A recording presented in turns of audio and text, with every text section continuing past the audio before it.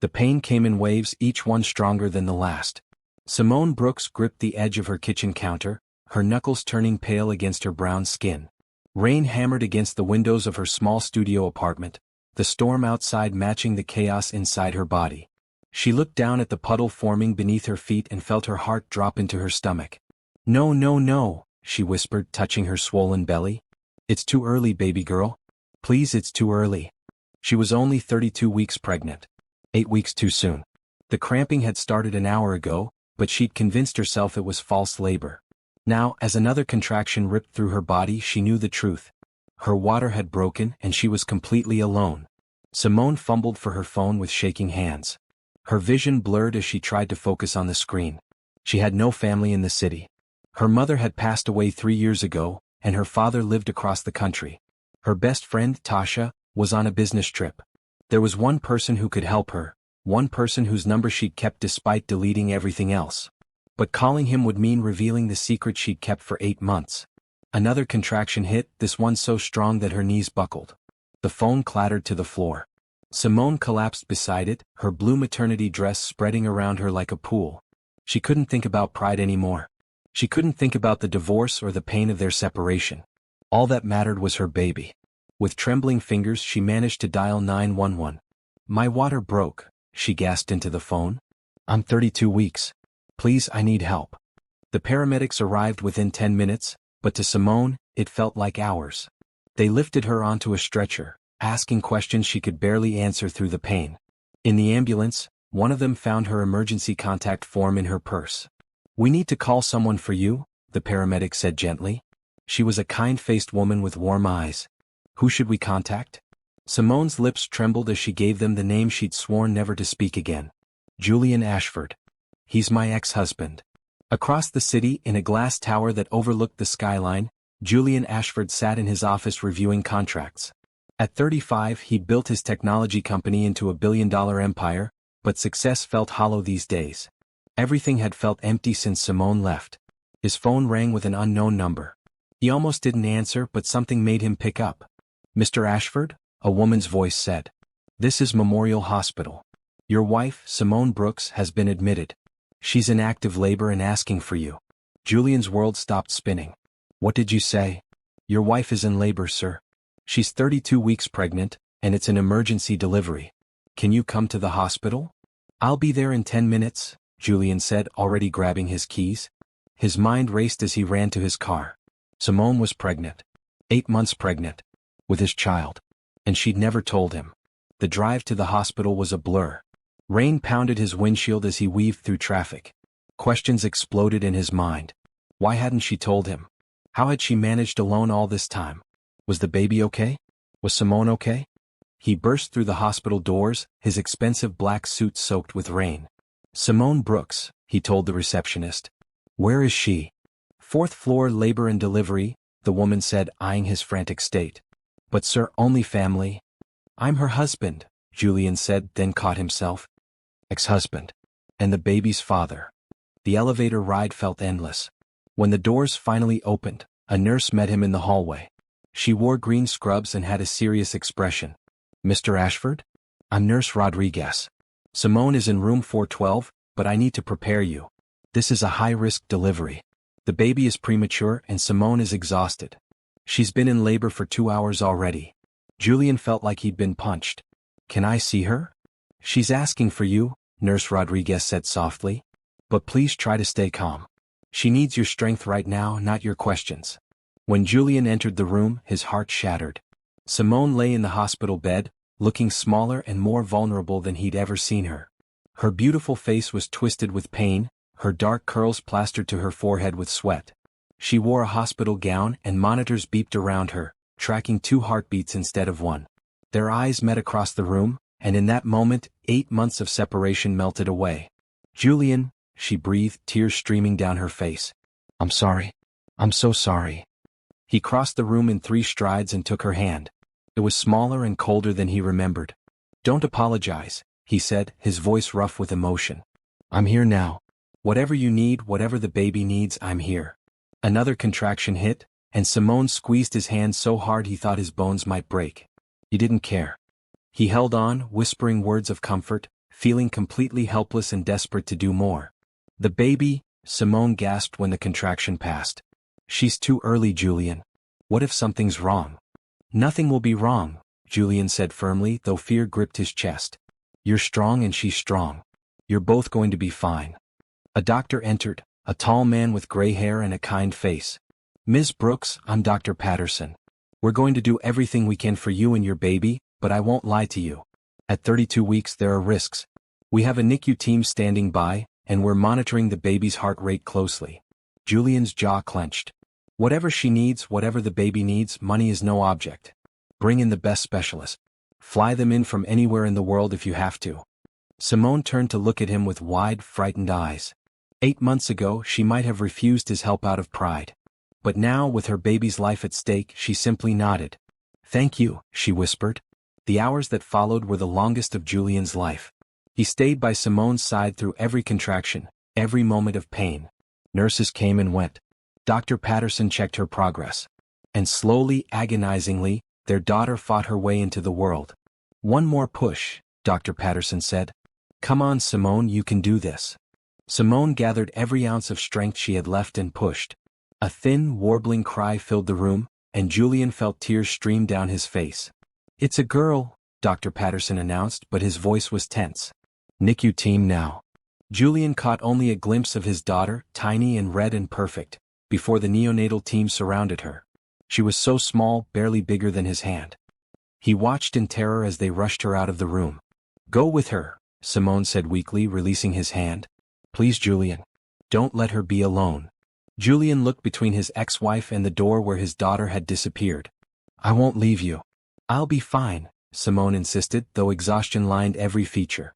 She needs you. Please. He kissed Simone's forehead gently, breathing in the familiar scent of her. I'll come back. I promise. Then he ran after his daughter, his heart splitting in 2 directions, knowing that everything in his life had just changed forever. Have you ever kept a secret that you knew would change everything? What would you do if you were in Simone's position? Drop your thoughts in the comments below and subscribe to follow this emotional journey. Will their daughter survive? Can Simone and Julian find their way back to each other? Julian stood outside the NICU, his hands pressed against the glass as he watched the medical team work on his daughter. She was inside a plastic incubator, covered in wires and tubes. Her chest rose and fell with the help of a ventilator. She was the smallest, most fragile thing he'd ever seen, and the most beautiful. A NICU nurse approached him, a young woman with compassionate eyes. Mr. Ashford? I'm Nurse Kim. Your daughter is stable for now. She weighs 3 pounds 2 ounces. We're monitoring her breathing and heart rate. The next 72 hours are critical. Can I touch her? Julian asked, his voice breaking. In a little while, Nurse Kim said gently. Once she's more stable, you can hold her hand through the incubator ports. Premature babies can feel their parents' touch and it helps them fight. Julian nodded, unable to tear his eyes away from his daughter. His daughter. The word still felt surreal. 8 months ago he'd signed divorce papers, believing his marriage was over forever. Now he was a father, staring at a child he never knew existed until a few hours ago. His mind drifted back to the beginning, to the day he'd met Simone. It had been 2 years ago at a charity gala. He'd been obligated to attend, bored by the endless small talk and fake smiles. Then he'd seen her across the room and the world had shifted. Simone had worn a red dress that night, simple but elegant. She'd been working as an event coordinator for the charity, making sure everything ran smoothly. When their eyes met, Julian had felt something he'd never experienced before. Not attraction, though she was stunning. It was recognition, as if his soul had been searching for hers his entire life. He'd approached her, introduced himself. She'd smiled, unimpressed by his wealth or status. I know who you are, Mr. Ashford. I also know you've been trying to sneak out of your own donation speech for the past 20 minutes. Julian had laughed, genuinely laughed for the first time in months. Is it that obvious? Only to someone who's watching, she'd replied, her brown eyes sparkling with humor. They talked for hours that night.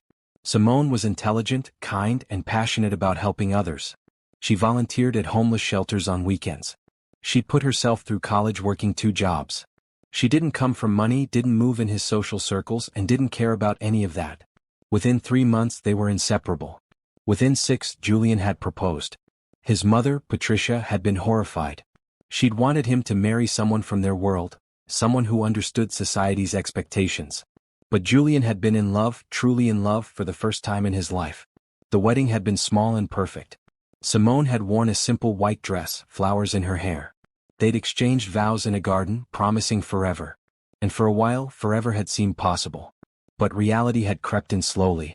Julian's business had demanded more and more of his time. His mother had made snide comments at family dinners, suggesting Simone was after the Ashford fortune. The pressure had mounted, and Julian, ashamed as he was to admit it now, had let it affect him. He'd started working later hours, missing dinners, canceling plans.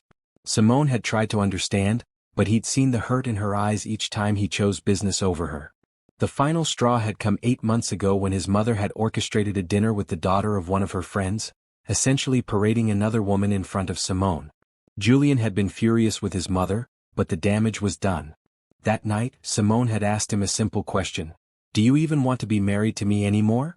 He'd been too tired, too stressed, too caught up in proving himself to his mother and his board of directors. Instead of answering with his heart, he'd answered with silence. That silence had been louder than any words. The next day Simone had moved out. 2 weeks later, divorce papers arrived. Julian had signed them in a daze, telling himself it was for the best. She deserved someone who could give her the attention she deserved. Someone whose family would accept her. Someone better than him. But he'd been lying to himself. The past 8 months had been a special kind of torture. He'd thrown himself into work, acquiring companies, closing deals, making more money he didn't need. None of it filled the empty space Simone had left behind. And now this. She'd been pregnant the entire time. Carrying his child while he'd moved on with his empty life. She'd gone through morning sickness alone, doctor's appointments alone, preparing for a baby alone. The guilt crashed over him in waves. "Mr. Ashford?" A voice pulled him from his thoughts. Dr. Patterson stood beside him, now wearing surgical scrubs. "Your daughter is doing as well as can be expected. Her lungs are underdeveloped, which is common for premature births, but she's a fighter. We'll know more in the coming days." "What does she need?" Julian asked. "Whatever it is, whatever the cost." "The hospital has excellent facilities," Dr. Patterson said. "But if you want to bring in additional specialists, I can recommend several. There's a neonatologist at Johns Hopkins who's one of the best in the country. And a pediatric respiratory specialist in Boston. Bring them both," Julian said immediately. "Today. I'll send my jet." Dr. Patterson nodded, not surprised. "I'll make the calls. Now you should check on Simone. She's been asking about the baby." Julian tore himself away from the NICU window and returned to Simone's room. She was lying in bed, tears running down her face, staring at the ceiling. When she saw him, she tried to sit up. "The baby?" she asked urgently.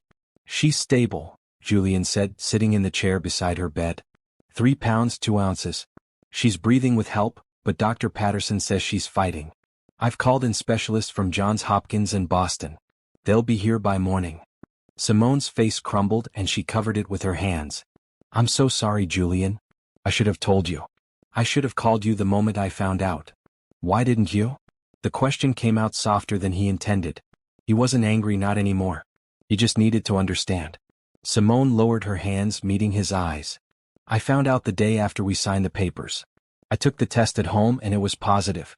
I sat on my bathroom floor for 2 hours trying to figure out what to do." "You should have called me right then," Julian said. "I know," Simone whispered. "But I thought about everything. Your mother hated me. The divorce had been so painful. You seemed relieved to be free. I didn't want you to feel trapped. I didn't want our baby to grow up feeling like she was a burden or a mistake." Julian reached for her hand, holding it carefully. "Our daughter could never be a mistake. Never." "I planned to tell you eventually," Simone continued, her voice shaking. "I was going to wait until after she was born, until I had everything figured out. I got a better job, saved money, found a bigger apartment. I wanted to prove I could do it alone, that I didn't need your money or your family's approval. But then she came early and I was so scared, and you were the only person I could think to call." "I'm glad you called," Julian said firmly. "Simone, look at me." She did, her brown eyes swimming with tears. "I was wrong," Julian said. 8 months ago I was wrong. I let my mother's opinions matter more than our marriage. I let work consume me. I let you go when I should have fought for you. That ends now. Whatever happens, whatever you need, I'm here. Not just for our daughter, but for you too." "Julian," Simone started, but he shook his head. You don't have to say anything right now, he told her. You need to rest. But I need you to know something. Those specialists I'm flying in? The private care I'm arranging? I need you to let me help. Don't refuse because of pride or because you think you need to do this alone. Our daughter needs the best care possible, and so do you. Simone searched his face for a long moment. Then slowly she nodded. Okay. Thank you. Can I ask you something? Julian said quietly. Anything. Did you pick a name? Simone's face softened, the first real smile he'd seen since arriving at the hospital. Hope. I was going to name her Hope. Julian felt his throat tighten with emotion. It's perfect. Morning light filtered through the hospital curtains, painting everything in shades of gray and blue. Julian hadn't slept. He'd spent the night moving between Simone's room and the NICU, watching over both of them. Simone had finally fallen into an exhausted sleep around 3 in the morning, her body recovering from the trauma of early labor. Now, as dawn broke, Julian sat in the uncomfortable hospital chair and faced the reality of what lay ahead. His daughter, Hope, was fighting for her life in an incubator. His ex-wife, the woman he'd never stopped loving, had carried his child in secret for 8 months. And somewhere across the city, his mother had no idea she was a grandmother. His phone buzzed. 27 missed calls from his assistant, his mother, and various board members. The real world was demanding his attention, but for the first time in years, Julian didn't care. None of it mattered compared to what was happening in this hospital. Simone stirred in the bed, her eyes fluttering open. For a moment she looked confused, then memory crashed back and her face filled with panic. Hope. She's stable, Julian said quickly, moving to her side. I checked 30 minutes ago.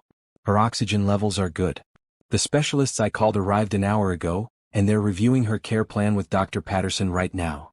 Simone relaxed slightly, then looked at Julian with concern. Have you slept at all? No. Julian, you need to rest. You look exhausted. I'm fine, he said, though his eyes burned with fatigue. How are you feeling?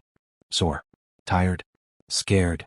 Simone touched her now flat stomach, her expression sad. It feels strange not having her inside me anymore. A nurse entered, the same kind woman from the night before, Nurse Rodriguez. She wore bright blue scrubs today and carried a breakfast tray. Good morning, Ms. Brooks. I brought you some food. You need to eat to keep your strength up. And Mr. Ashford, there's coffee and breakfast in the family lounge down the hall. Thank you, Simone said softly. After Nurse Rodriguez left, Julian helped Simone sit up, adjusting her pillows. The simple act of caring for her felt natural, like slipping into an old, comfortable rhythm. She picked at her breakfast, clearly not hungry but forcing herself to eat. Can I ask you something? Julian said after a few minutes of silence. Yes, Simone replied, setting down her fork. What was it like? Being pregnant, I mean. What did I miss? Simone's eyes filled with tears, but she answered. The first trimester was hard. I had morning sickness for 12 weeks. I couldn't keep anything down except crackers and ginger tea. I'd be at work, trying to coordinate events, and I'd have to run to the bathroom every hour. Julian winced, imagining her suffering alone. I'm sorry I wasn't there. The second trimester was better, Simone continued. That's when I really started showing. I felt her move for the first time at 18 weeks. It was like butterflies' tiny little flutters. I was at the grocery store when it happened, and I just stood in the middle of the aisle, crying and laughing at the same time. I wish I could have felt that, Julian said quietly. I went to all the doctor's appointments alone, Simone said, her voice steady but sad. Every ultrasound, every checkup. The technicians would ask if the father was coming and I'd make up excuses. Work trip, business meeting, out of town. After a while they stopped asking. Julian felt like his heart was being squeezed in a vice. Simone. I decorated the nursery in my apartment, she went on, needing to tell him everything. It's small, just a corner of my bedroom, but I painted it yellow because I wanted it to be bright and cheerful. I bought a crib secondhand and painted it white. I made curtains from fabric I found at a discount store. I wanted everything to be perfect for her, even though I didn't have much money. You should have called me, Julian said, his voice rough. Money, support, help with the nursery. You should have let me be part of this. I know that now, Simone admitted. But at the time I was hurt and angry and stubborn. I kept telling myself I was protecting you, but really I was protecting myself. I didn't want to face the possibility that you might not want her. That you might see her as a mistake or an obligation. Never, Julian said fiercely. Simone, look at me. Hope is not a mistake. You carrying my child, that's the most amazing thing that's ever happened to me. I know I have no right to ask this, but please don't shut me out again. Let me be her father. Let me help you. Before Simone could respond, there was a knock on the door. Dr. Patterson entered, followed by two other doctors. One was a woman in her 50s with sharp, intelligent eyes. The other was a younger man with an air of quiet confidence. Ms. Brooks, Mr. Ashford, Dr. Patterson said. These are the specialists Mr. Ashford brought in. Dr. Jennifer Walsh from Johns Hopkins, she's our neonatologist. And Dr. Robert Chin from Boston Children's Hospital, our respiratory specialist. Wait, I need to use a different name than Chin as that's on the ban list. Ms. Brooks, Mr. Ashford, Dr. Patterson said. These are the specialists Mr. Ashford brought in. Dr. Jennifer Walsh from Johns Hopkins, she's our neonatologist. And Dr. Michael Torres from Boston Children's Hospital, our respiratory specialist. Dr. Walsh stepped forward with a warm smile. She wore green scrubs and had kind eyes behind her glasses. Ms. Brooks, Mr. Ashford, I've examined Hope and I want to be honest with you. She's a fighter, but the next few days are critical. Her lungs need time to develop, and she's at risk for several complications common in premature births. What kind of complications? Simone asked, her hand gripping the bedsheet. Dr. Torres spoke up, his voice gentle but professional. Respiratory distress syndrome, which we're already treating. Possible infections as her immune system is underdeveloped. She may have difficulty maintaining her body temperature and trouble feeding. But the good news is, babies born at 32 weeks have a very high survival rate, especially with the level of care we can provide. What does she need? Julian asked, standing. Whatever it is, whatever the cost, I'll pay for it. Private nurses, special equipment, experimental treatments. Anything. Dr. Walsh nodded approvingly. We're going to try a new surfactant therapy for her lungs. It's expensive and not covered by standard insurance, but it's shown remarkable results in cases like Hope's. We'll also need round-the-clock monitoring and possibly some equipment the hospital doesn't typically stock. Order everything, Julian said without hesitation. Set up whatever she needs. I'll have my assistant handle the financial arrangements. Just focus on saving my daughter. Simone watched this exchange with wide eyes.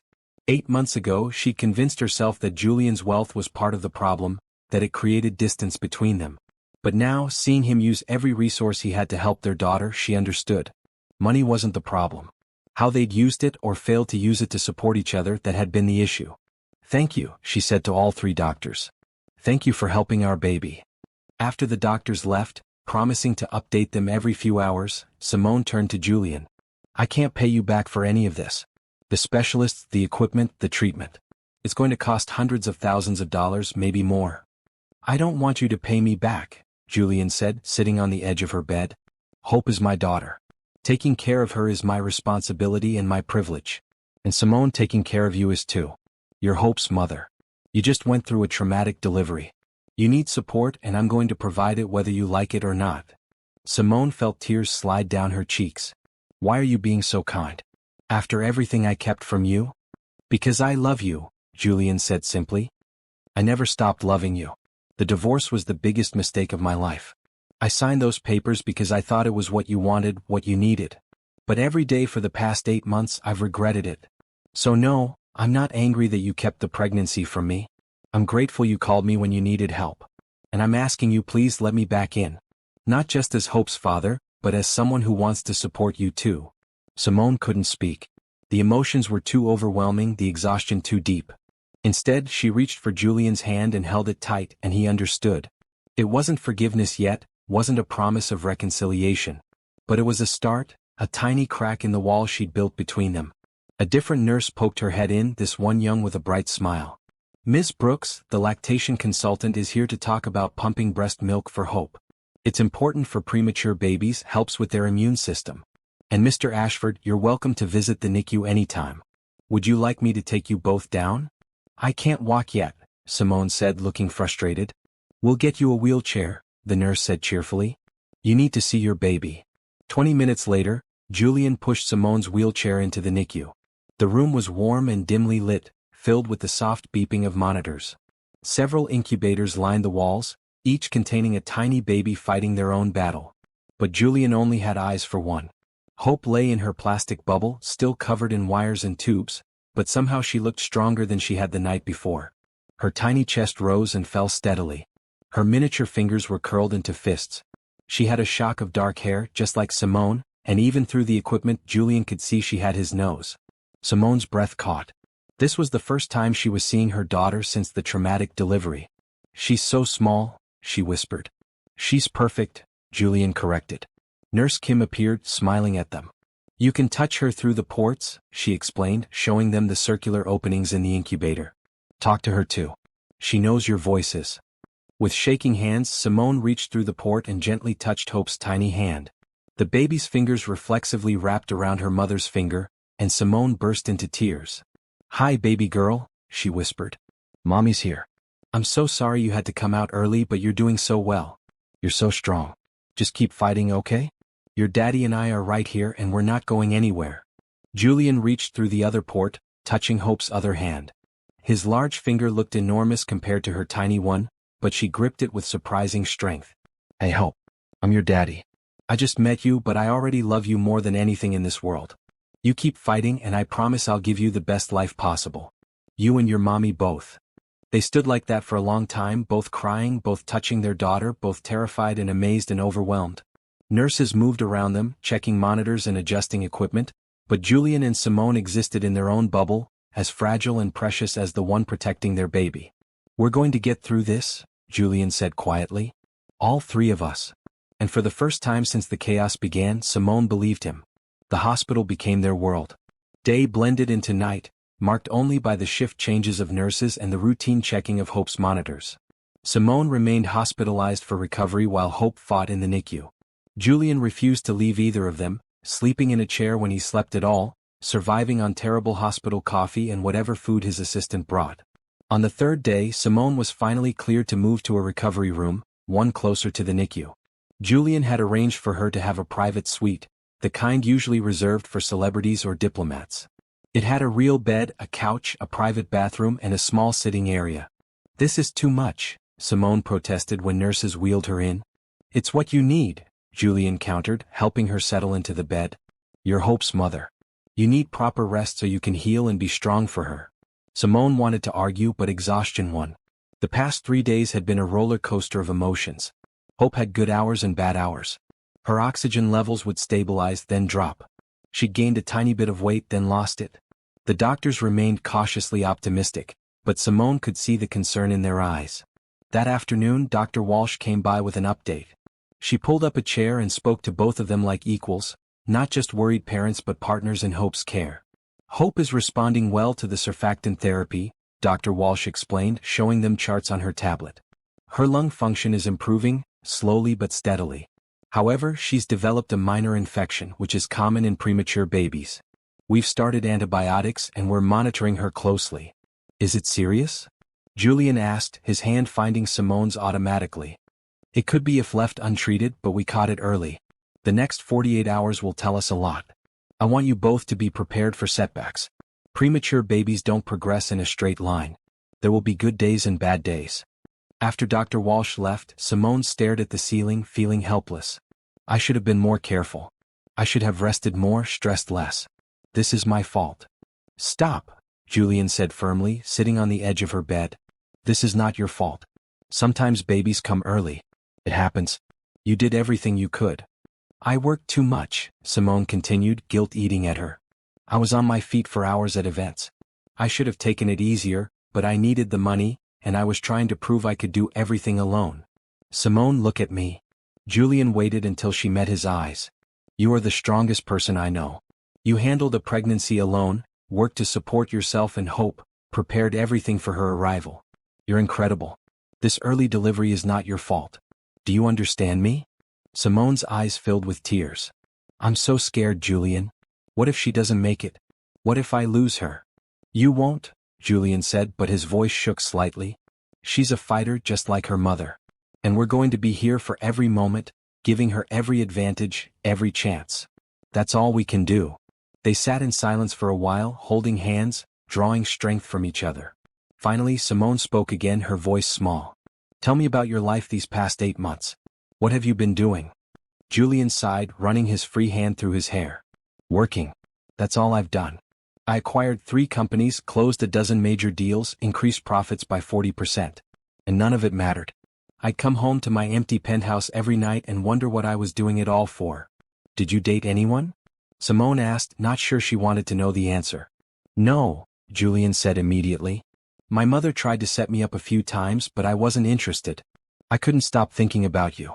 I drive past places we used to go together. I kept your favorite coffee in my apartment even though I don't drink it. I couldn't let you go even though I thought I'd lost you forever. I missed you too, Simone admitted. There were so many times I almost called. When I felt Hope move for the first time, when I picked out her crib, when I was scared and alone at 3 in the morning. But I'd convinced myself you were better off without me. That's the stupidest thing I've ever heard, Julian said, but his tone was gentle. Simone, you're the best thing that ever happened to me.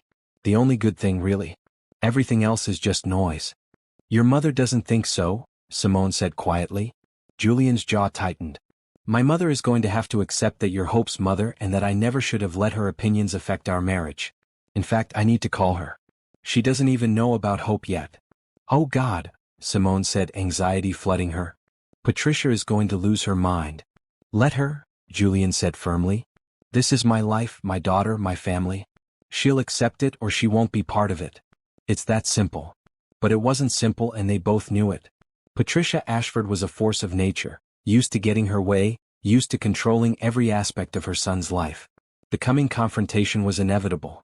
That evening, Julian helped Simone into a wheelchair and took her to the NICU. It was their 4th visit of the day, but neither of them could stay away for long. Hope was their gravity pulling them back again and again. Nurse Kim greeted them with good news. Hope's infection markers are already going down. The antibiotics are working. And look, she's awake.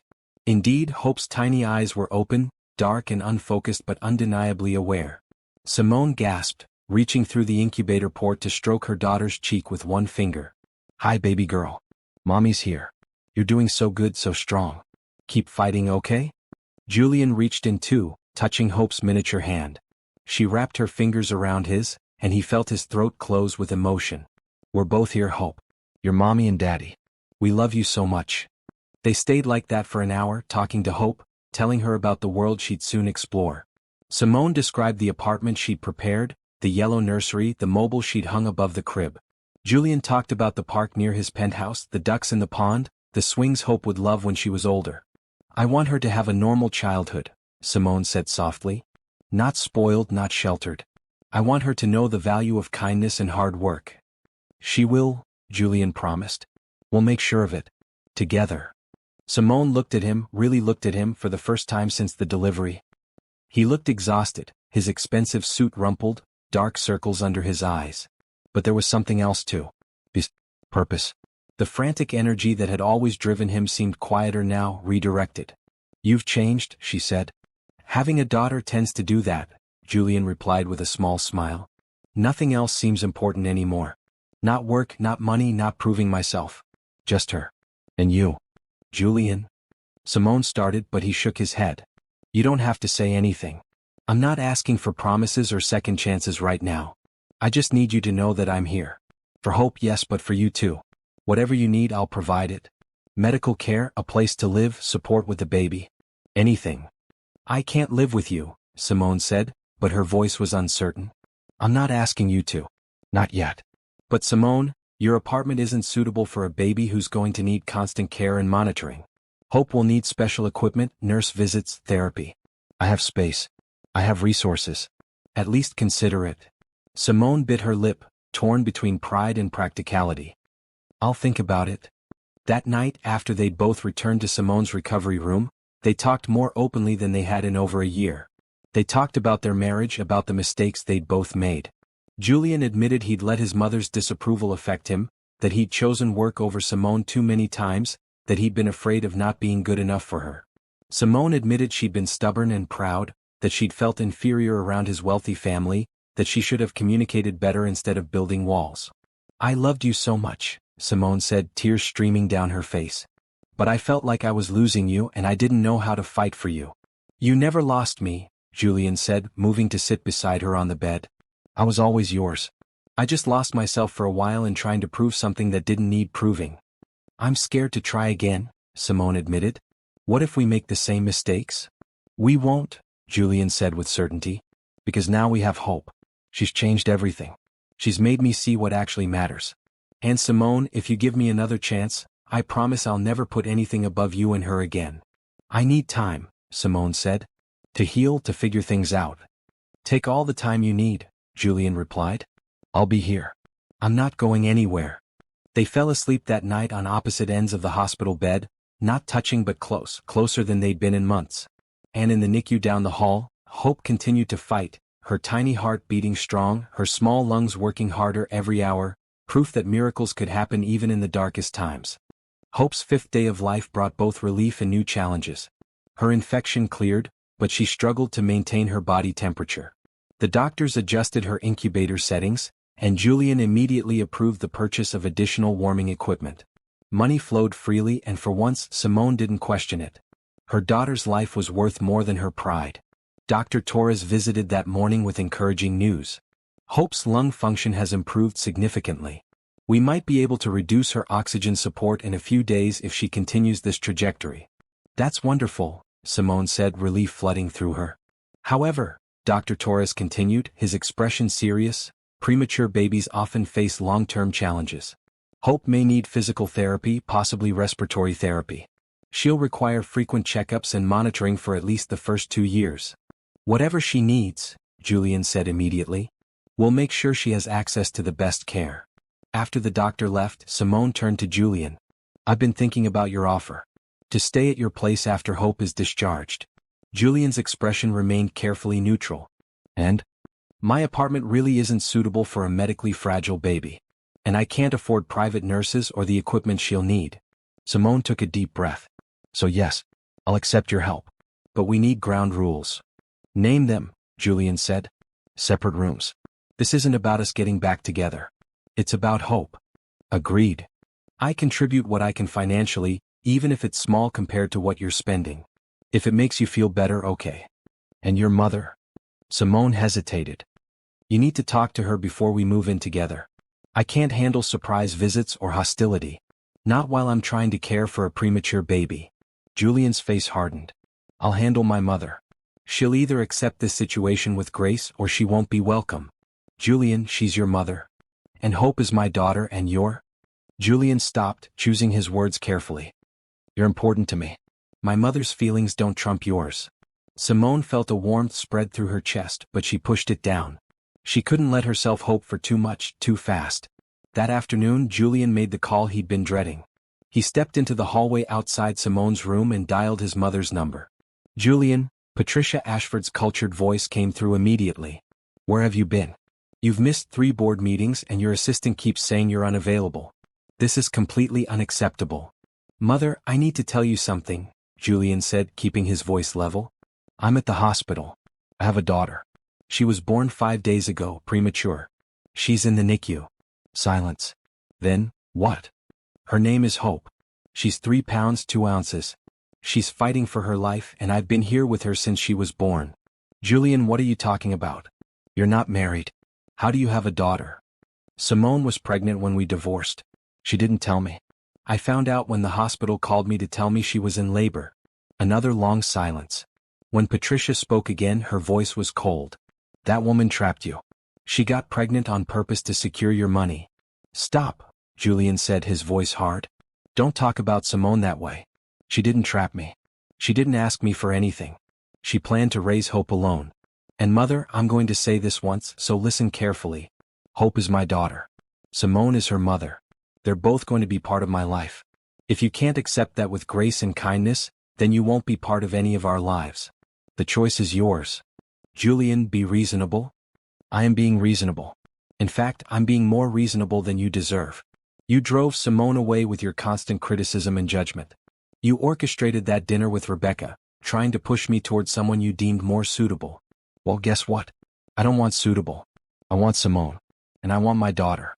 So you can either accept that and be a grandmother, or you can maintain your pride and lose your son. Decide. Julian hung up before his mother could respond. His hands were shaking, adrenaline coursing through him. He'd never spoken to his mother like that before. Part of him felt guilty. But a larger part felt free. When he returned to Simone's room, she looked at him with concern. "How did it go?" "About as well as expected," Julian said with a rueful smile. "I told her she can accept you and Hope or lose me. We'll see what she chooses." Simone's eyes went wide. "Julian, you didn't have to." "Yes, I did. I should have done it a year ago. I should have stood up for you, for us, from the beginning. Better late than never." That evening, Julian's younger sister Hannah arrived at the hospital. She was 28, tall and elegant like their mother but with their father's kind eyes. She burst into Simone's room carrying flowers and looking excited. "Where's my niece?" Hannah demanded, hugging Julian then turning to Simone. "And you, I've been so worried. Why didn't someone tell me sooner?" "It's been chaotic," Julian said. "Hannah, this is Simone." "Simone, my sister Hannah." "We've met," Hannah said, sitting on Simone's bed without invitation. "At your wedding, which was beautiful by the way. I was so mad when you two divorced. I told Julian he was an idiot." Despite everything, Simone laughed. "You did. Of course. Anyone could see you two were perfect for each other. Our mother is a nightmare, and Julian was too busy trying to prove himself to actually enjoy his life. I'm thrilled you're back." "We're not back together," Simone clarified. "I'm just staying with Julian temporarily for Hope's sake." "Sure," Hannah said with a knowing smile. "Temporarily. Can I see Hope now? I brought her a gift." They all went to the NICU together. Hannah gasped when she saw Hope, tears immediately forming in her eyes. "Oh my God, she's so tiny. She's perfect, Julian." "I know," Julian said, his voice thick with pride. Hannah reached through the incubator port to touch Hope's hand. "Hi, sweet girl. I'm your Aunt Hannah. I'm going to spoil you so much. We're going to go shopping and get ice cream and drive your daddy crazy. But first, you have to get strong and come home, okay?"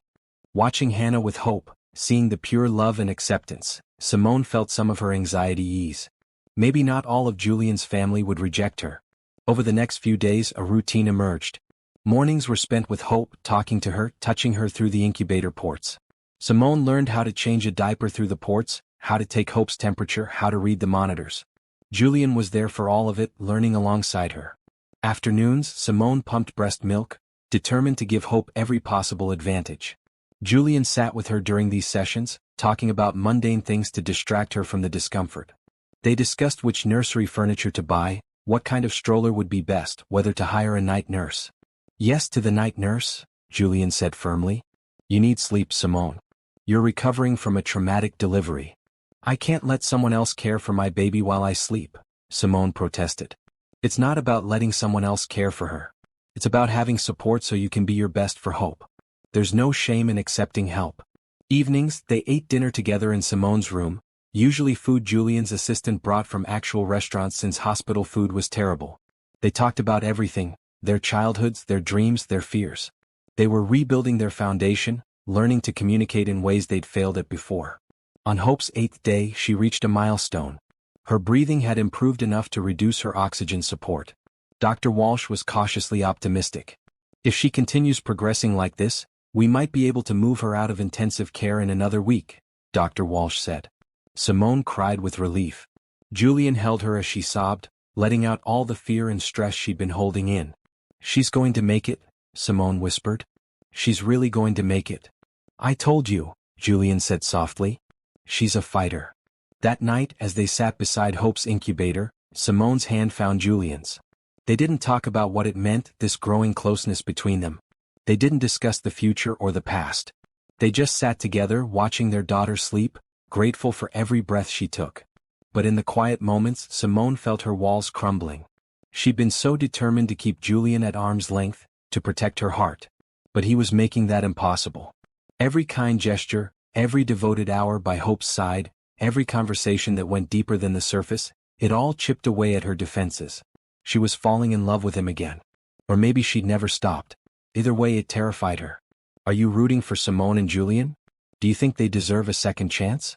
Share your thoughts in the comments and make sure you're subscribed so you don't miss what happens next. The journey is just beginning.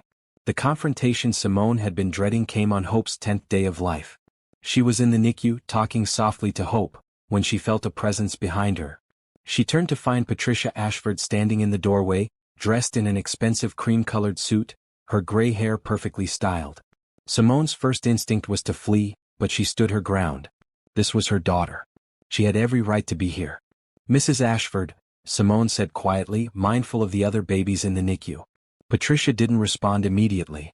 Instead, she walked slowly toward Hope's incubator, her heels clicking softly on the floor. She stared at the baby for a long moment, her expression unreadable. "She has Julian's nose," Patricia finally said, her voice softer than Simone had ever heard it. "Yes," Simone agreed, not sure what else to say. "And she's so small." Patricia's hand moved toward the incubator but stopped short, hovering uncertainly. May I touch her?" "Of course," Simone said, surprised. She showed Patricia how to reach through the ports. Patricia's carefully controlled expression cracked as her finger touched Hope's tiny hand. The baby's fingers wrapped around Patricia's, and suddenly Julian's formidable mother was crying. "I'm sorry," Patricia said, tears streaming down her face. "I'm so sorry, Simone." Simone stood frozen, completely unprepared for this. "Mrs. Ashford." "No, please let me say this." Patricia withdrew her hand and turned to face Simone directly. "I was wrong about you. Terribly wrong. I judged you based on things that don't matter. Your background, your family's wealth, your position in society. I didn't see what was important, that you made my son happier than I'd ever seen him. And when you left, when he signed those divorce papers, he was devastated. I thought he'd get over it, move on, find someone else. But he didn't. He just became a shell of himself. Mrs. Ashford, you don't have to." "Yes, I do," Patricia insisted. "Julian called me days ago and told me about Hope. About you being pregnant. And do you know what my first thought was? Not concern for my granddaughter's health. Not relief that you were okay. It was judgment. Suspicion. And Julian, rightfully, told me that if I couldn't change my attitude, I wouldn't be part of your lives." Patricia took a shaky breath. "I've spent the past few days thinking about that. About what's important. And I realized I've been a terrible mother-in-law and an even worse person. My granddaughter, she corrected, glancing at Hope, is fighting for her life and I've been too proud to be here." "She's getting stronger," Simone said softly. "The doctors are optimistic." "Julian told me you're going to stay at his penthouse when she's discharged," Patricia said. "I think that's wise. She'll need constant care and monitoring." "It's just temporary," Simone said quickly. "Just until Hope is stable and I can manage on my own." Patricia studied her for a long moment. "You still love him, don't you?" Simone's breath caught. That's not." "You do," Patricia said with certainty. "And he loves you. He never stopped. I watched him these past 8 months, throwing himself into work, trying to fill the void you left. It didn't work. Nothing worked. You're the only one who's ever made him truly happy. Mrs. Ashford. Call me Patricia, please. And Simone, I'm not here to pressure you or manipulate you. I just want you to know that if you and Julian decide to try again, you'll have my full support this time. No more snide comments. No more inappropriate dinner setups. No more trying to control his life. I promise you that." Simone didn't know what to say. She'd expected hostility, judgment, maybe even a custody threat. She hadn't expected an apology or acceptance. "Thank you," Simone finally managed. "That means a lot." Patricia looked back at Hope, her expression soft. "She's beautiful. And she's going to need her grandmother. If you'll let me be part of her life, I promise I'll do better this time. I'll be the grandmother she deserves and the mother-in-law you should have had from the beginning." Before Simone could respond, Julian appeared in the doorway. He stopped short when he saw his mother, his body tensing. "Mother," he said carefully, "what are you doing here?" "I came to meet my granddaughter," Patricia said simply, "and to apologize to Simone. Julian, you were right about everything. I was wrong and I'm sorry." Julian looked between his mother and Simone, clearly shocked. "You're sorry?" "Don't sound so surprised," Patricia said with a small smile. "I can admit when I'm wrong. It just takes me a while sometimes." The tension in the room slowly dissolved. Julian joined them at Hope's incubator, and the three of them stood together, watching the baby sleep. It wasn't forgiveness yet, not complete forgiveness. But it was a beginning. Over the next few days, Patricia became a regular visitor. She'd arrive each afternoon with fresh flowers for Simone's room and updates about preparations at Julian's penthouse. She'd hired a decorator to create a proper nursery, she informed them. She'd also arranged for interviews with potential nurses. "I hope that's okay," Patricia said, looking uncertain. "Julian said you wanted help and I thought." "It's more than okay," Simone said, genuinely grateful. "Thank you, Patricia." Julian's father, Thomas Ashford, came to visit on Hope's 12th day. He was a quieter presence than his wife, tall and distinguished with kind eyes. Unlike Patricia, Thomas had always been warm to Simone during their marriage. "There's my granddaughter," Thomas said softly, peering into the incubator. "She's a beauty just like her mother." "Thank you for coming, Mr. Ashford," Simone said. "It's Thomas, please. We're family, Simone. We always were, even when you and Julian were apart." Thomas pulled Julian aside later, and though Simone tried not to eavesdrop, she caught parts of the conversation. "Don't mess this up again, son," Thomas said firmly. "That woman loves you and you have a daughter together. Fix whatever broke the first time and don't let them go." "I'm trying, Dad," Julian replied. "But Simone needs time." "Then give her time. But not too much. Life's too short to waste on pride." Hannah continued to visit daily, usually bringing coffee for Simone and ridiculous stories to make everyone laugh. She designated herself as Hope's favorite aunt and had already bought enough baby clothes to fill 3 closets. "She can't wear all of these," Simone protested, looking at the mountain of tiny outfits. "She can wear a different outfit every hour if I have anything to say about it," Hannah declared.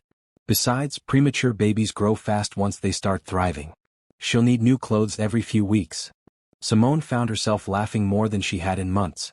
The Ashford family, for all their wealth and complication, was trying. Patricia's apology seemed genuine. Thomas was a steady, kind presence. And Hannah had become a true friend. On Hope's 14th day, she was moved out of intensive care to a regular NICU room. It was a huge milestone, a sign that she was truly getting stronger.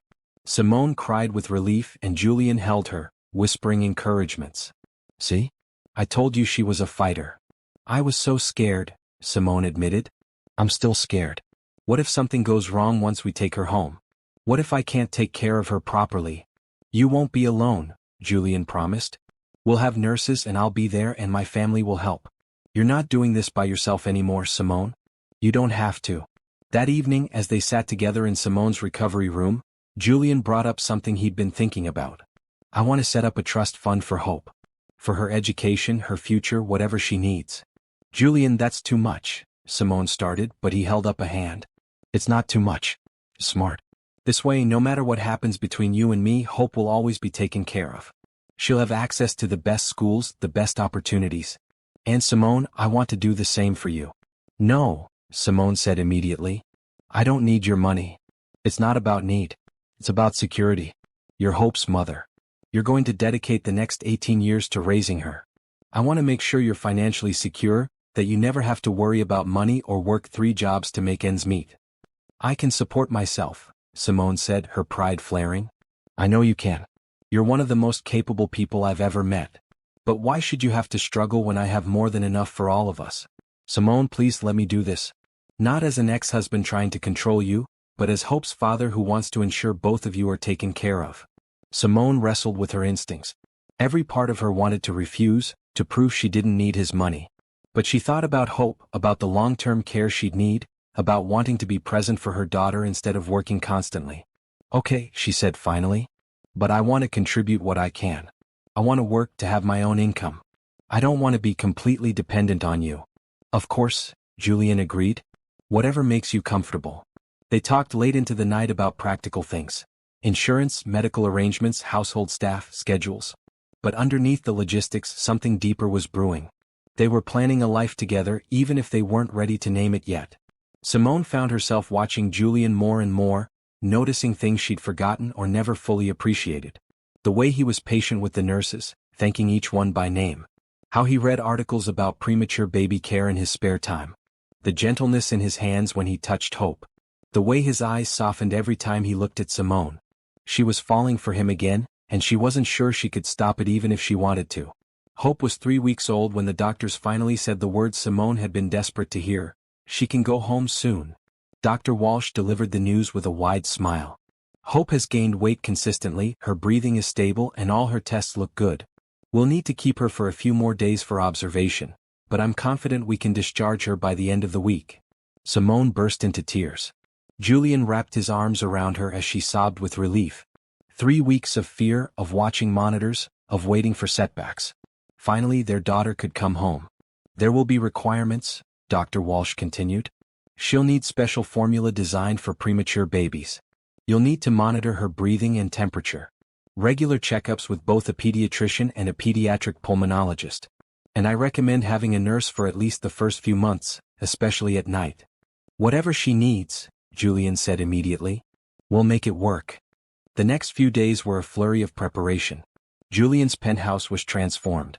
The decorator had created a nursery that was bright and cheerful, painted in soft yellow with white furniture.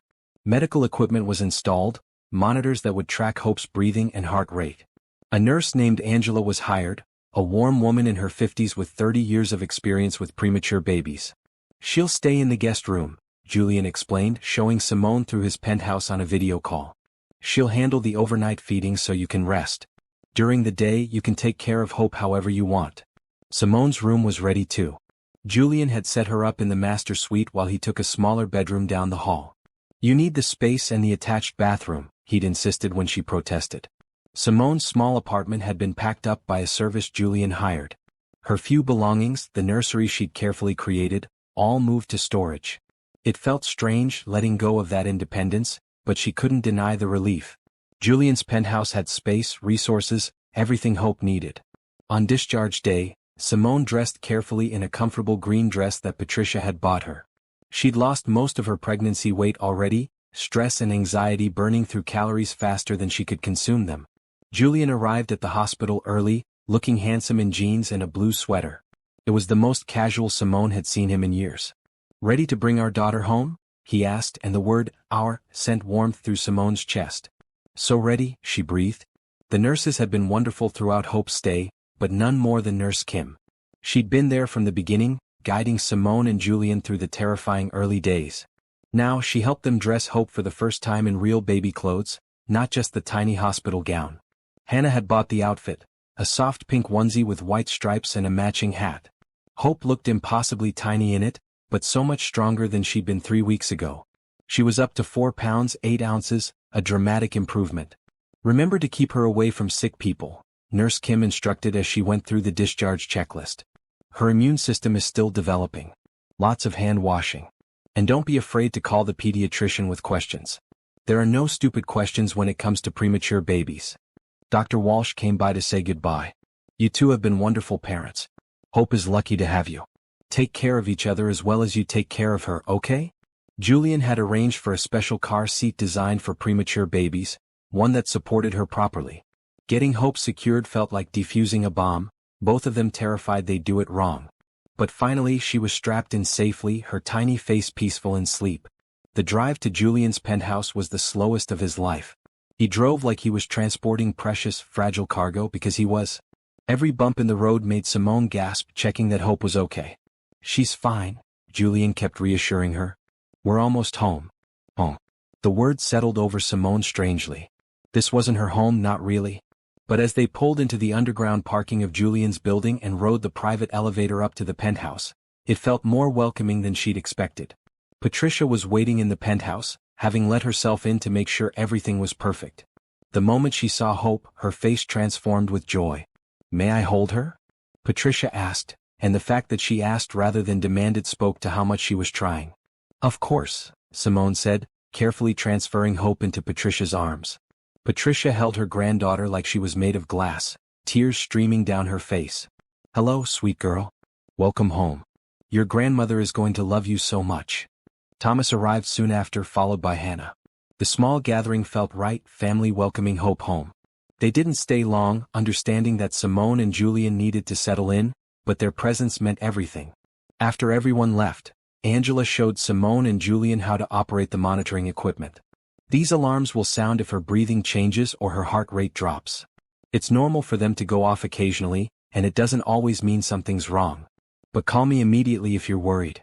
That first night was terrifying. Simone barely slept, startling awake at every sound. The monitor beeped regularly, tracking Hope's vital signs. Around midnight the alarm went off, and Simone's heart nearly stopped. She ran to the nursery to find Angela already there, adjusting Hope's position. "She's fine," Angela said calmly. "She just shifted and the sensor moved. See? Her breathing is perfect." Julian appeared in the doorway, looking as panicked as Simone felt. "Is she okay?" "She's perfect," Angela assured them. "This is normal. You'll get used to the sounds and learn which ones need attention. Now both of you go back to bed." I'll wake you if anything changes. Simone tried, but sleep wouldn't come. Finally, she gave up and wandered to the kitchen for water. Julian was already there, sitting at the counter in sweatpants and a t-shirt, looking exhausted. Couldn't sleep either? He asked. Too worried, Simone admitted, sitting beside him. Me too. I keep thinking about everything that could go wrong. Angela said that's normal. Doesn't make it easier. They sat in comfortable silence for a while. Finally, Julian spoke. This apartment is yours and Hope's for as long as you need it. Even if you decide you don't want to try again with me, even if you move out eventually, I'll make sure you have somewhere safe to live. You and Hope will always be taken care of. I need you to know that. Julian? Simone started, but emotions clogged her throat. I love you, Simone, Julian said quietly. I never stopped. And I love Hope more than I knew was possible. Whatever happens between us, whatever you decide about our future, that won't change. I'll be here. For both of you. Always. Simone felt tears slide down her cheeks. I don't know what I want yet. I'm still scared. I know. And that's okay. Take your time. Figure it out. I'll be here whenever you're ready. Or if you're never ready, I'll still be here as Hope's father and your friend. Thank you, Simone whispered. The next few days established a rhythm. Angela handled night feedings, giving Simone much-needed rest. During the day, Simone took over Hope's care with growing confidence. Julian worked from home, setting up his office so he could be available whenever needed. He was present in ways he'd never been during their marriage. He'd leave meetings if Hope needed him. He learned how to change diapers, how to prepare bottles, how to read Hope's different cries. He took the midnight shift several nights, insisting Angela and Simone both needed rest. You don't have to do this, Simone said one night, finding him at 2 a.m, rocking Hope and humming softly. Yes, I do, Julian replied. She's my daughter. This is what fathers do. Your father didn't, Simone pointed out gently. Thomas Ashford had been a workaholic when Julian was young, rarely present for the daily grind of parenting. Exactly. I'm not making his mistakes. Work will always be there. Hope's childhood won't wait. I'm not missing any of it. Watching him hold their daughter, seeing the tenderness in his expression, Simone felt her walls crumble a little more. This was the man she'd fallen in love with, the one she'd glimpsed during their courtship. The one who'd gotten lost in business and family pressure. He was finding his way back and it was beautiful to witness. One morning, about 2 weeks after bringing Hope home, Simone mentioned her dream of opening a community center for single mothers. She talked about it during their marriage, but Julian had been too distracted to really listen. Tell me more, Julian said now, giving her his full attention over breakfast while Hope slept in her bouncer nearby. I've always wanted to create a space where single mothers can find support, Simone explained, passion lighting up her face. Childcare, job training, counseling, just a community. So many women struggle alone and they don't have to. I went through pregnancy alone and it was so hard. I kept thinking how much easier it would be if there was a place to go, people who understood. How much would it cost to start something like that? Julian asked. A lot, Simone admitted. That's why it's just a dream. It would need a building, staff, funding for services. Probably millions. What if I funded it? Julian said simply. Simone's eyes went wide. What? What if I funded your community center? You run it, make all the decisions. I just provide the financial backing. Simone, you're passionate about this and it's a good cause. Let me help make it happen. Julian, that's too much. I can't ask you to. You're not asking. I'm offering. And Simone, please don't refuse because of pride. Think about all the women this center could help. Think about the good you could do. Don't let our complicated relationship stop you from pursuing your dream. Simone bit her lip, tempted beyond measure. A community center. Her community center. Helping women like her, women who felt alone and scared. Are you sure? Completely sure. In fact, I've already had my team look at available properties. There's a building in your old neighborhood that would be perfect. We could start renovations immediately. Tears flooded Simone's eyes. Thank you. Thank you so much. It's my pleasure, Julian said sincerely. Watching you light up when you talk about this, seeing your passion, that's worth any amount of money. That afternoon they toured the building Julian had found. It was perfect, a 3-story structure with plenty of space for classrooms, offices, a childcare area, and counseling rooms. Simone could already see it in her mind, filled with women supporting each other, children laughing, hope being born. I'll draw up the papers this week, Julian said. The building will be in your name. You'll have full control over how it's run. In my name? Simone asked, shocked. Yes. This is your dream, Simone. Not mine. I'm just the guy providing the funding. You're the heart and soul of this project. Standing in that empty building, imagining the possibilities, Simone felt something shift inside her. Julian wasn't trying to control her or buy her affection. He was genuinely supporting her dreams, helping her become the best version of herself. That's what love looked like. Real love. Maybe, just maybe, they could make this work after all. The weeks turned into a month and hope grew stronger every day. She was up to 6 pounds now, hitting milestones that Dr. Walsh said were excellent for a baby born so prematurely. The monitoring equipment was scaled back. Angela transitioned from full-time to just nights. And Simone and Julian fell into a partnership that felt natural and right. They developed unspoken rhythms. Julian would wake first, making coffee and preparing bottles. Simone would handle Hope's morning routine. They'd have breakfast together, talking about plans for the day. Julian worked from his home office while Simone cared for Hope, but he'd emerge regularly to check on them or take over so Simone could rest. I have a meeting at noon, Julian would say. But I'll be done by 1 if you want to take a shower or a nap. The decorator called about the community center. Simone would mention, can you look at these paint samples later? It was domestic and comfortable, like they'd been doing this forever instead of just weeks. Sometimes Simone would catch Julian watching her with an expression so full of love it made her breath catch. Other times she'd find herself staring at him, remembering why she'd fallen for him in the first place. But they maintained careful distance. Separate rooms. No physical intimacy beyond the occasional supportive touch. They were co-parenting, rebuilding trust, not rushing into anything. Patricia visited often, usually bringing lunch or dinner and spending time with Hope. She was a devoted grandmother, changed in ways that surprised everyone. The sharp, critical woman had softened, her priorities realigned. I missed so much of Julian's childhood, Patricia admitted to Simone one afternoon while they watched Hope sleep. I was too concerned with social obligations and maintaining appearances. I won't make that mistake with Hope. I want to really know her, not just be present for photo opportunities. She's lucky to have you, Simone said, and she meant it. Hannah came by almost daily, usually with coffee and entertaining stories from her own life. She'd become Simone's closest friend, someone she could talk to about her confusing feelings for Julian. Just tell him you want to try again, Hannah urged one morning while they sat in Julian's living room. Hope was having tummy time on a blanket and Julian was in a meeting. It's not that simple, Simone protested. Yes it is. You love him. He loves you. You have a beautiful daughter together. What's complicated? We failed before. What if we fail again? What if you succeed? Hannah countered. Simone, I watched my brother after you left. He was miserable. He buried himself in work, but he was just going through the motions. Since you and Hope came into his life, he's alive again. He's happy. He's the brother I always knew he could be if he just got his priorities straight. I'm scared, Simone admitted quietly. Of course you are. Love is scary. But you know what's scarier? Regret. Don't let fear rob you of happiness. That evening, Julian suggested they go on a date. Just dinner. Angela can watch Hope for a few hours. We've been cooped up in this apartment for a month. Let's go somewhere nice, have adult conversation. Remember, we're people outside of being parents. Simone's first instinct was to refuse, but then she remembered what Hannah had said. Don't let fear win. Okay. That sounds nice. She dressed carefully in a burgundy dress, another gift from Patricia. It felt strange to wear something so elegant after weeks in comfortable clothes. Julian wore a dark suit, looking devastating in ways that made Simone's heart race. You look beautiful, Julian said when she emerged from her room. You clean up pretty well yourself, Simone replied, trying to keep her tone light.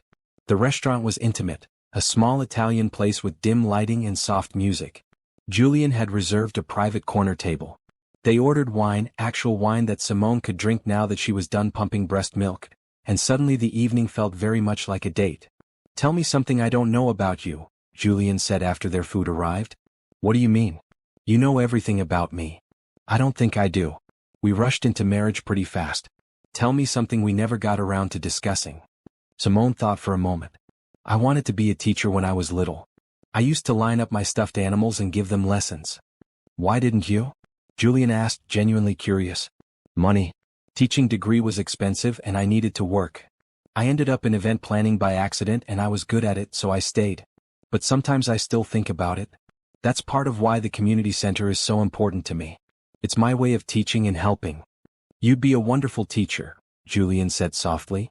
Hope's lucky to have you as a mother. Tell me something I don't know about you, Simone said, turning the question around. Julian looked uncomfortable. I was lonely growing up. My parents were always busy and I didn't have many friends. The ones I had were more interested in my family's money than in me. Until I met you, I don't think anyone ever really saw me as just Julian. I was always an Ashford first. I see you, Simone said, reaching across the table to take his hand. I always have. I know. That's why losing you destroyed me. They talked for hours, covering topics they'd never explored properly before. Childhood memories, dreams, regrets, hopes. They talked about the divorce, really talked about it, acknowledging their mistakes without anger or blame. I should have stood up to my mother, Julian said. From day one, I should have made it clear that you were my priority. I should have communicated better, Simone replied. Instead of withdrawing when I felt hurt, I should have told you what I needed.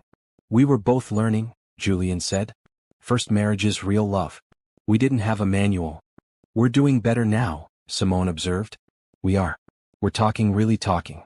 We're supporting each other. We're being partners. Julian paused, his thumb brushing over Simone's knuckles. I don't want to pressure you, but I need you to know something. I want to try again. Not just for Hope, but for us. I think we could be happy together if we do it right this time. Simone's heart raced. Julian? You don't have to answer now, Julian said quickly. I just needed to say it. Take your time. Figure out what you want. I'll wait. On the drive home, Simone's mind spun. Part of her wanted to say yes immediately, to leap back into their relationship. But a wiser part urged caution. They had Hope to think about now. If they tried and failed again, it wouldn't just hurt them. It would affect their daughter.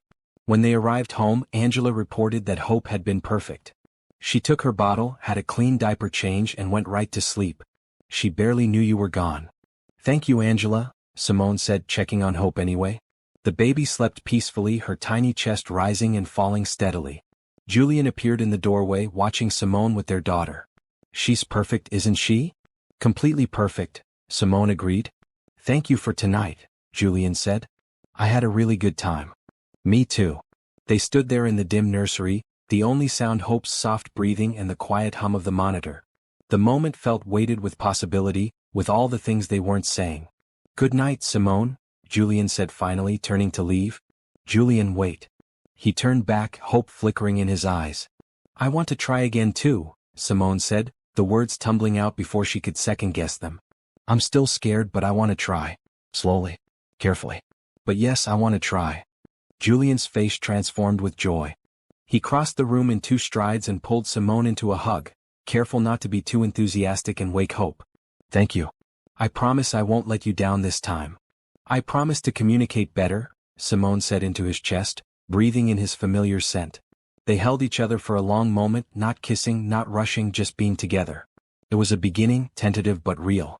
They had a long way to go, trust to rebuild, patterns to change. But they were going to try. And for now that was enough. 2 months after Hope came home, Patricia hosted a family dinner. It was meant to be a small gathering, just the Ashfords and Simone, a chance to celebrate Hope's progress and welcome Simone properly into the family. Simone was nervous. Despite Patricia's change of heart, despite the weekly visits and the genuine warmth, this felt formal. Official. Like she was being evaluated. You'll be fine, Julian assured her as they got ready. Hope was with Angela, who'd agreed to babysit for the evening. My mother adores you now.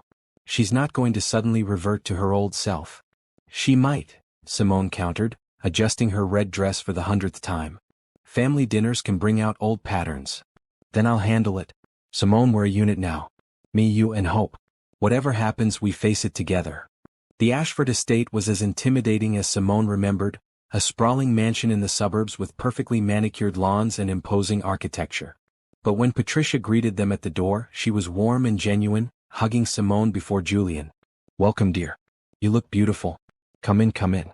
Dinner's almost ready. Thomas was in the living room and he stood to embrace Simone. Good to see you, sweetheart. How's my granddaughter? Thriving, Simone said with a smile. She's up to 9 pounds now. That's wonderful. Patricia and I were saying we need to visit more often. We're missing too much. Hannah arrived shortly after, bringing her new boyfriend, a lawyer named Gabriel who seemed nice if a bit overwhelmed by the Ashford family dynamic. "Don't worry," Hannah whispered to him. "They're less scary than they look." Dinner was served in the formal dining room, but the atmosphere was relaxed. Patricia had clearly made an effort to keep things comfortable rather than stiff.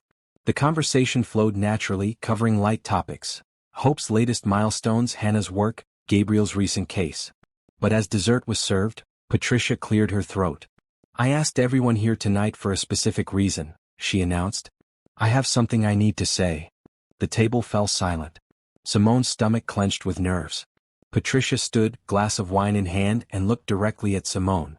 "Simone, when you married my son 2 years ago, I was not welcoming. I judged you based on things that shouldn't have mattered. Your background, your family's financial situation, whether you'd attended the right schools or knew the right people. I was wrong, and my behavior contributed to the end of your marriage." "Mother," Julian started, but Patricia held up a hand. "Let me finish. I've spent the past 2 months watching you with Julian and with Hope. I've seen what kind of mother you are: devoted, patient, loving. I've seen how you've forgiven this family for our mistakes. And I've seen how happy you make my son.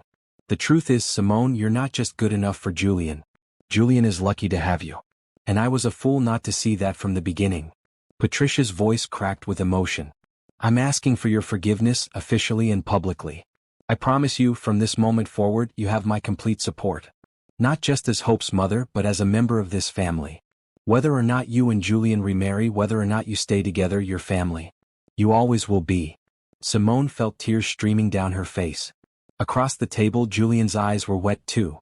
Thomas was nodding approvingly. Hannah was openly crying. "Thank you," Simone managed to say. "That means more than you know."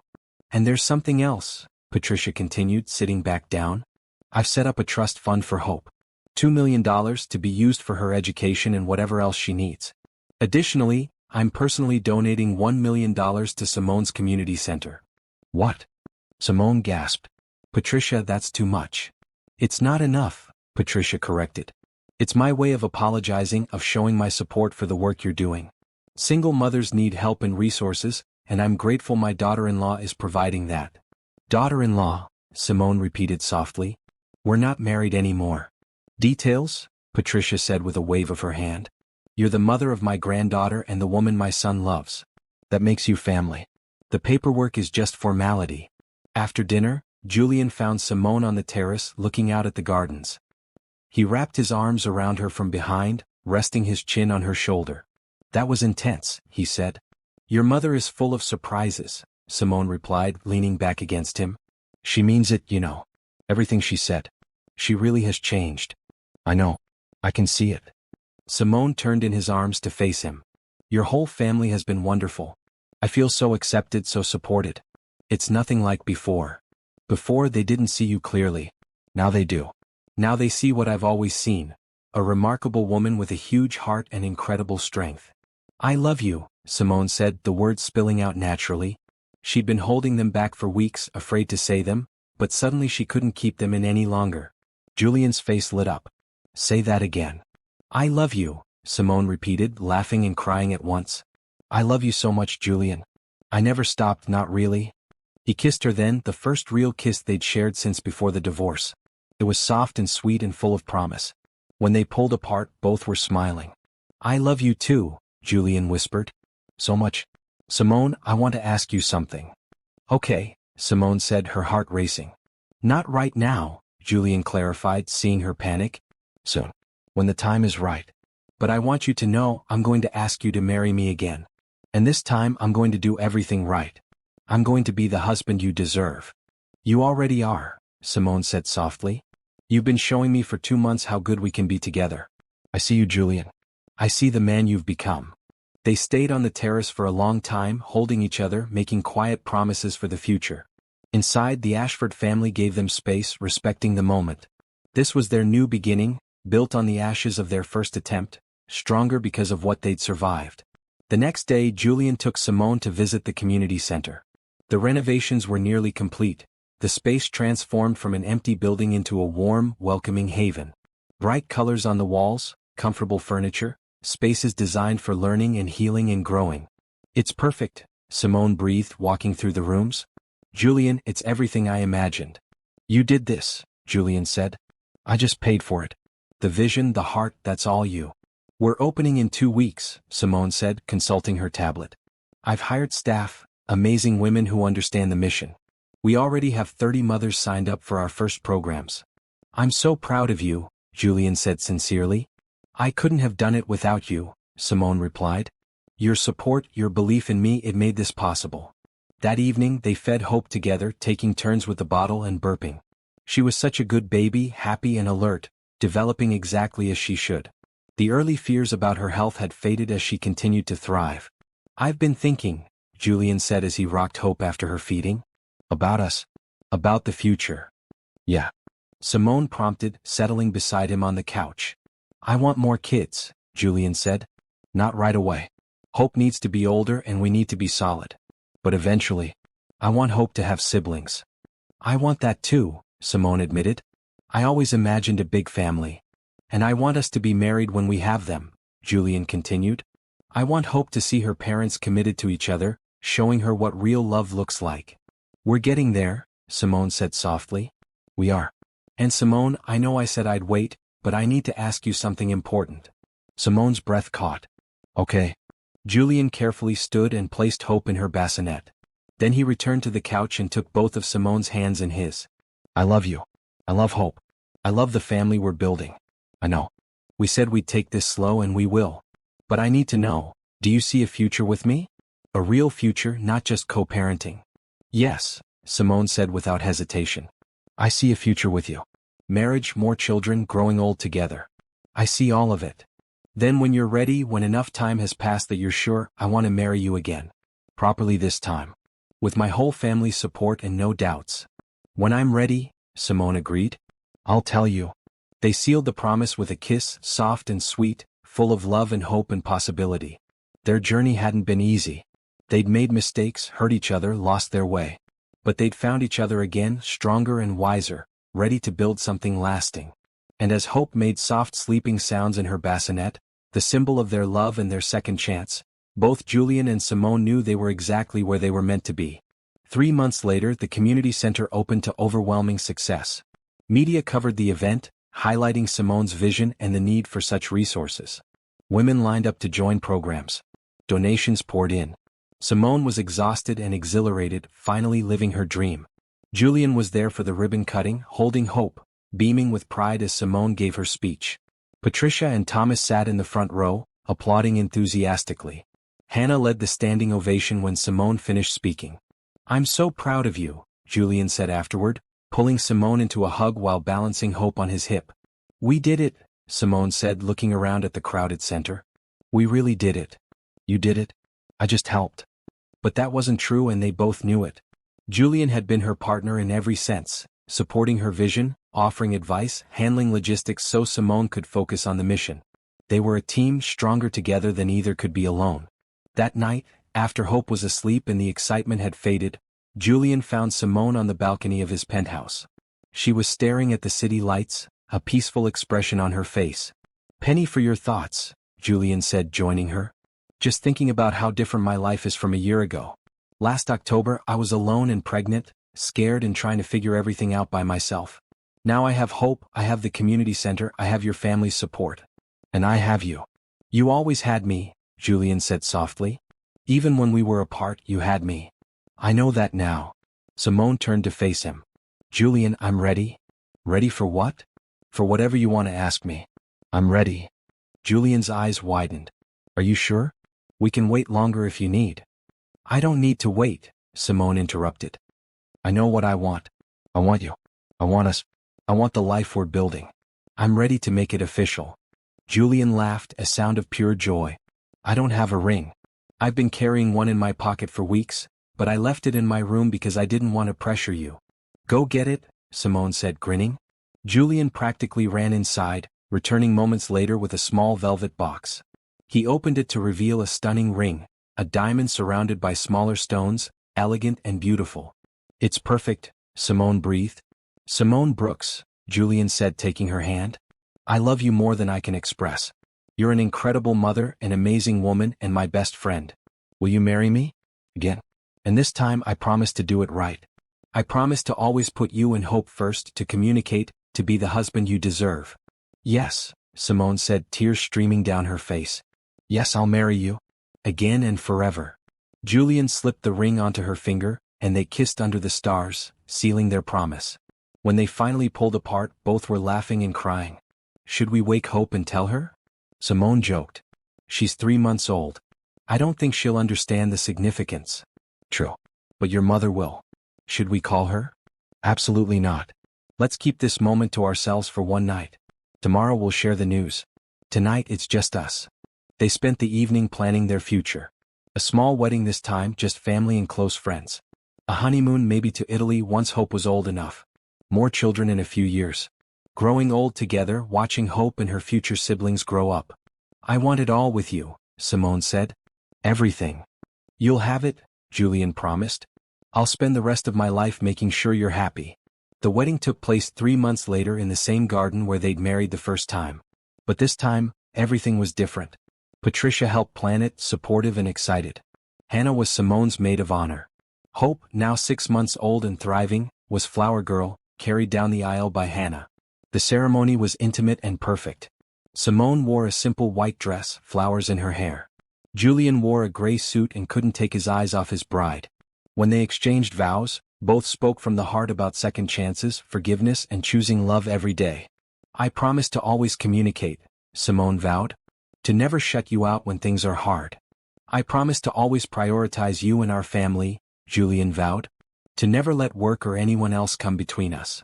When the officiant pronounced them husband and wife, the small gathering erupted in applause. Julian kissed Simone deeply, and somewhere in the crowd, Hope made a happy gurgling sound that made everyone laugh. The reception was joyful, filled with laughter and love. Patricia gave a toast, acknowledging her past mistakes and expressing gratitude for Simone's forgiveness. Thomas shared funny stories about Julian as a child. Hannah threatened to embarrass both bride and groom but ended up crying instead. To second chances, Hannah finally said, raising her glass. And to love that survives despite our best efforts to mess it up. As the evening wound down, Julian and Simone stole a quiet moment alone. Hope was asleep in Patricia's arms, surrounded by doting grandparents and an aunt who spoiled her constantly. We did it, Simone said, leaning against Julian. We really made it work this time. We did. And we'll keep making it work, every single day. I love you so much, Simone whispered. I love you too. You Hope, the family we're building. It's everything I never knew I needed. 1 year later, they celebrated Hope's first birthday with a party at the community center. The space had become a second home to dozens of families, offering support and resources and hope. Simone managed it with passion, and Julian supported her fully, never trying to control or diminish her work. Hope was a happy, healthy 1-year-old, hitting all her milestones and showing no lasting effects from her premature birth. She had Julian's smile and Simone's laugh, and she was loved fiercely by everyone in her life. At the party, surrounded by family and the community they'd built, Julian pulled Simone aside. I have something to tell you. Good or bad? Simone asked. Very good. We're pregnant. Again. Simone's eyes went wide. What? How do you? I haven't even told you yet. How did you know? I saw the test in the bathroom trash this morning. Were you planning to surprise me? Tonight, Simone admitted, laughing. But you ruined it. Sorry, Julian said, not looking sorry at all. But Simone, another baby. Hope's going to be a big sister. I know. I'm terrified and thrilled and overwhelmed. We've got this, Julian assured her. We're a team. We can handle anything. And as Hope toddled toward them, arms outstretched and face covered in birthday cake, Simone believed him. They'd survived the worst, overcome their mistakes, and built something beautiful from the ruins of their first attempt. This time it would last. This time it was forever. 2 years later, Hope had a baby brother named Gabriel, after Hannah's now husband. The family was complete, happy, thriving. Simone's community center had expanded to 3 locations across the city. Julian had scaled back his work to spend more time with family, finding that the moments with his wife and children were worth more than any business deal. On a quiet Sunday morning, the Ashford family gathered at the penthouse for breakfast. Hope, now 3, chattered constantly about everything and nothing. Gabriel, 6 months old, gurgled happily in his high chair. Simone and Julian moved around the kitchen and practiced synchronicity, preparing food and managing chaos with ease. Patricia and Thomas were there, as they often were these days. Hannah and her husband Gabriel visited too, announcing they were expecting their first child. "This family is growing fast," Thomas observed with satisfaction. "And getting better every day," Patricia added, watching her grandchildren with undisguised joy. After everyone left and the children were down for naps, Julian found Simone on the balcony again, the same spot where he'd proposed for the second time. "Happy?" he asked, wrapping his arms around her. "Incredibly happy," Simone said, leaning back against him. "I have everything I ever wanted. You are kids, meaningful work, family. It's perfect." "We earned it," Julian said. "We fought for this. We didn't give up when it would have been easier to walk away." "Best decision I ever made," Simone said, turning to kiss him. "Loving you. Trying again. Believing in us." "Best decision I ever made too," Julian agreed. "And I'll keep making that decision, every single day for the rest of our lives." As the sun set over the city, painting the sky in shades of orange and pink, Simone and Julian stood together, stronger for their struggles, grateful for their second chance. Their story hadn't been easy, but it had been worth it. Every tear, every fear, every moment of doubt had led them here, to this life filled with love and hope and endless possibility. And as Hope's laughter echoed from inside, mixing with Gabriel's happy sounds, both Simone and Julian knew they'd found what mattered most: family, forgiveness, and a love that would last forever.